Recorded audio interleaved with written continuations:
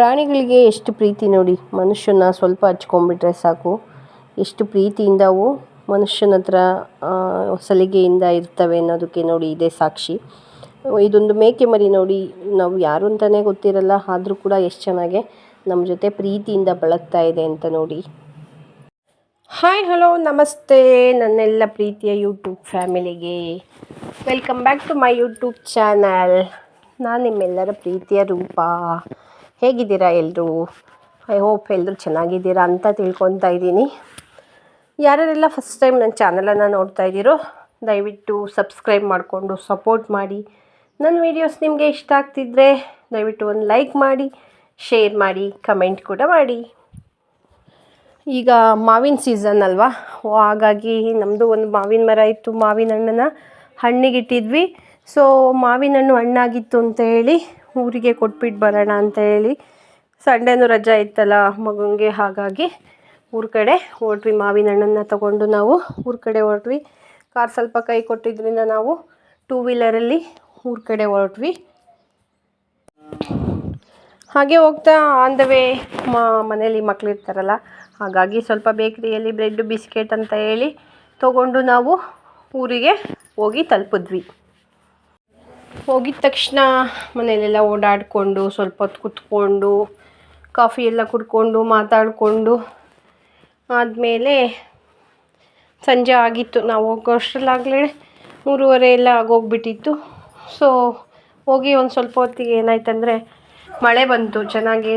ಅಂದರೆ ಸ್ವಲ್ಪ ಅಷ್ಟು ಜೋರು ಮಳೆ ಏನು ಬರಲಿಲ್ಲ, ಸುಮ್ಮನೆ ಸೋನೆ ಮಳೆ ಹಂಗೆ ಬಂತು. ಸ್ವಲ್ಪ ಸೋನೆ ಮಳೆ ಆದಮೇಲೆ ಒಂದೇ ಒಂದು ಕಾಮನಬಿಲ್ಲು ಬಂತು. ಎಷ್ಟು ಚೆನ್ನಾಗಿತ್ತು ಅಂದರೆ ಆ ಕಾಮನಬಿಲ್ಲು ತುಂಬಾ ಚೆನ್ನಾಗಿತ್ತು. ಟೋಟಲಿ ವೆದರ್ ಹೇಗಿತ್ತಂದರೆ ಅರ್ಧ ಬಿಸಿಲು ಅರ್ಧ ಮಳೆ, ಹಾಗೆ ಒಂದು ಕಾಮನಬಿಲ್ಲು, ತುಂಬಾ ಪ್ಲೆಸೆಂಟಾಗಿತ್ತು ವೆದರ್. ಅಷ್ಟರಲ್ಲೇ 4 ಗಂಟೆ ಆಗೋಗ್ಬಿಟ್ಟಿತ್ತು. ಅಷ್ಟರಲ್ಲಿ ನಮ್ಮ ದೊಡ್ಡಪ್ಪ ಅವರು ಮೇಕೆಗಳನ್ನೆಲ್ಲ ಹೊಡ್ಕೊಂಡು ಬಂದರು. ಮಕ್ಕಳು ಸ್ವಲ್ಪ ಹೊತ್ತು ಮೇಕೆಗಳ ಜೊತೆ ಆಟ ಆಡಿದ್ರು, ನೋಡಿದ್ರು, ಆ ಮರಿಗಳನ್ನೆಲ್ಲ ನೋಡಿದ್ರು. ಪ್ರಾಣಿಗಳಿಗೆ ಎಷ್ಟು ಪ್ರೀತಿ ನೋಡಿ. ಮನುಷ್ಯನ ಸ್ವಲ್ಪ ಹಚ್ಕೊಂಡ್ಬಿಟ್ರೆ ಸಾಕು, ಎಷ್ಟು ಪ್ರೀತಿಯಿಂದ ಅವು ಮನುಷ್ಯನ ಹತ್ರ ಸಲಿಗೆಯಿಂದ ಇರ್ತವೆ ಅನ್ನೋದಕ್ಕೆ ನೋಡಿ ಇದೇ ಸಾಕ್ಷಿ. ಇದೊಂದು ಮೇಕೆ ಮರಿ ನೋಡಿ, ನಾವು ಯಾರು ಅಂತಲೇ ಗೊತ್ತಿರಲ್ಲ, ಆದರೂ ಕೂಡ ಎಷ್ಟು ಚೆನ್ನಾಗಿ ನಮ್ಮ ಜೊತೆ ಪ್ರೀತಿಯಿಂದ ಬಳಗ್ತಾ ಇದೆ ಅಂತ ನೋಡಿ. ಅಷ್ಟರಲ್ಲಾಗಲೇ ಸಂಜೆ ಆಗಿಬಿಟ್ಟಿತ್ತಲ್ಲ. ಸೊ ನಾವು ಬರ್ತೀವಿ ಅಂತೇಳಿ ನಮ್ಮಪ್ಪ ಚಿಕನ್ ಕಟ್ ಮಾಡಿಸ್ಕೊಂಡು ಬಂದಿದ್ದರು. ನಾನೇ ಸಾಂಬಾರೆಲ್ಲ ಮಾಡಿ ಅದನ್ನೆಲ್ಲ ಪ್ರಿಪೇರ್ ಮಾಡಿದೆ. ಚಿಕನ್ ಸಾಂಬಾರೆಲ್ಲ ಪ್ರಿಪೇರ್ ಮಾಡಿದೆ. ಅಷ್ಟರಲ್ಲಿ ಆಗಲೇ ಸಂಜೆ ಆಗಿಬಿಟ್ಟಿತ್ತಲ್ಲ. ಸೊ ಸಾಂಬಾರೆಲ್ಲ ಮಾಡಿಬಿಟ್ಟು ಊಟ ಎಲ್ಲ ಮಾಡಿ ಸ್ವಲ್ಪ ಹೊತ್ತೆಲ್ಲ ಕುತ್ಕೊಂಡು ಹಾಗೆ ಮಾತಾಡಿದ್ವಿ. ಮತ್ತು ರಾತ್ರಿ ಆಯಿತು. ರಾತ್ರಿನೂ ಸ್ವಲ್ಪ ಹೊತ್ತು ಕುತ್ಕೊಂಡು ನಮ್ಮ ದೊಡ್ಡಪ್ಪ ಅವ್ರ ಜೊತೆ ಕುತ್ಕೊಂಡು ಕಷ್ಟ ಸುಖ ಮಾತಾಡಿಕೊಂಡು ಸ್ವಲ್ಪ ಹೊತ್ತು ಹಾಗೇ ಟೈಮ್ ಸ್ಪೆಂಡ್ ಮಾಡಿಬಿಟ್ವಿ. ಅಷ್ಟರಲ್ಲಾಗಲೇ ಟೈಮ್ ಆಗೋಗಿತ್ತು 8:30 9 ಗಂಟೆ. ನನ್ನ ಮಗಳು ಆಗಲೇ ಮಲಗೋದಕ್ಕೆ ತಾರಾಡ್ತಿದ್ಲು. ಸೊ ಅವಳನ್ನು ಮಲಗಿಸಿದ್ವಿ.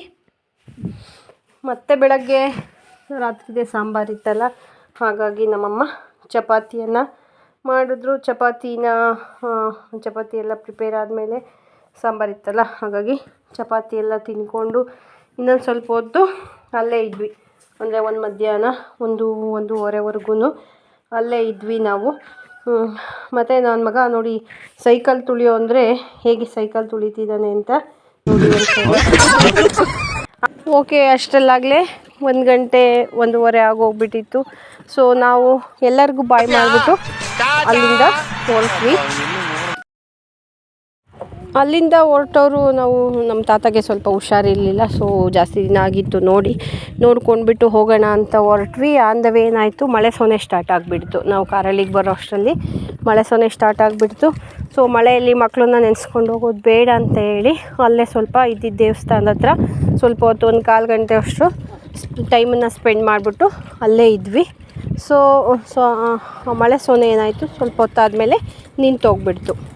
ಮತ್ತು ಅಲ್ಲಿಂದ ನಾವು ಜರ್ನಿನ ಸ್ಟಾರ್ಟ್ ಮಾಡ್ಕೊಂಡ್ವಿ. ಅಲ್ಲಿಂದ ಹೊರಟವರು ಸೀದಾ ತಲುಪಿದ್ದು ನಾವು ಅಜ್ಜಿ ಮನೆಗೆ ಎಂಟ್ರಿ ಕೊಟ್ವಿ. ಸೊ ಅಜ್ಜಿ ಮನೆ ಅಲ್ಲೇ ಉಳಿಯಾರ ಹತ್ರನೇ ಇರೋದು, ಹಾಗಾಗಿ ತಾತನ ಮಾತಾಡ್ಸ್ಕೊಂಡು ಹೋಗೋಣ ಅಂತ ಹೇಳಿ ಅಜ್ಜಿ ಊರಿಗೆ ಬಂದ್ವಿ. ಅಜ್ಜಿ ಊರಿಗೆ ಬಂದು ತಾತನ ಮಾತಾಡ್ಸೋಣ ಅಂತ ಒಳಗಡೆ ಹೋದ್ವಿ. ಚೆನ್ನಾಗಿದ್ದೀಯಾ ಅಜ್ಜ ಅಂತ ಕೇಳಿದ್ರೆ ಆನ್ಸರ್ ಮಾಡ್ತಿದ್ದಾರೆ ನೋಡಿ.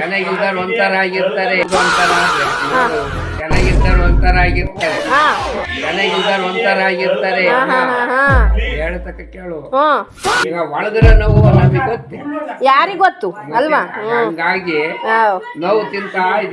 ಏನ್ ಮಾಡಂಗಿಲ್ಲ.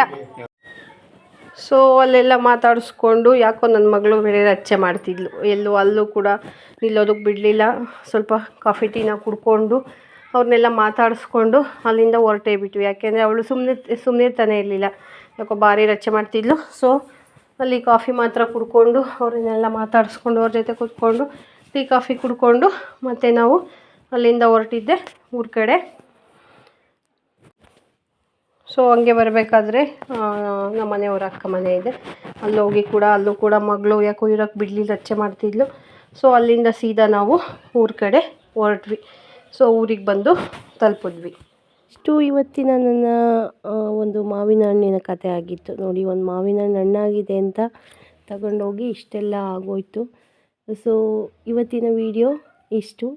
ನಾನು ಮತ್ತೆ ವೀಡಿಯೋಗಳಲ್ಲಿ ಮುಂದಿನ ವೀಡಿಯೋಗಳಲ್ಲಿಗೆ ನಿಮಗೆ ಸಿಗ್ತಾ ಇರ್ತೀನಿ. ಅಲ್ಲಿವರೆಗೂ ನನ್ನ ವಿಡಿಯೋ ಇಷ್ಟ ಆಗಿದ್ದರೆ ದಯವಿಟ್ಟು ಲೈಕ್ ಮಾಡಿ, ನನಗೆ ಸಪೋರ್ಟ್ ಮಾಡಿ. ಯಾಕೆಂದರೆ ನಿಮ್ಮ ಸಪೋರ್ಟ್ ನನಗೆ ತುಂಬಾ ಇಂಪಾರ್ಟೆಂಟ್. ಸೊ ದಯವಿಟ್ಟು ಲೈಕ್ ಮಾಡೋದನ್ನು ಮರಿಬೇಡಿ. ಹಾಗೆ ವಿಡಿಯೋ ಇಷ್ಟ ಆದರೆ ಶೇರ್ ಮಾಡಿ, ಕಮೆಂಟ್ ಮಾಡಿ. ಸೊ ನಾನಿವತ್ತು ಹೋಗಿ ಬರ್ತಾಯಿದ್ದೀನಿ. ಮುಂದಿನ ವೀಡಿಯೋಗಳಲ್ಲಿ ನಾನು ನಿಮಗೆ ಸಿಗ್ತೀನಿ. ಅಲ್ಲಿವರೆಗೂ ಆರೋಗ್ಯವಾಗಿರಿ, ಖುಷಿಯಾಗಿರಿ. ಧನ್ಯವಾದಗಳು.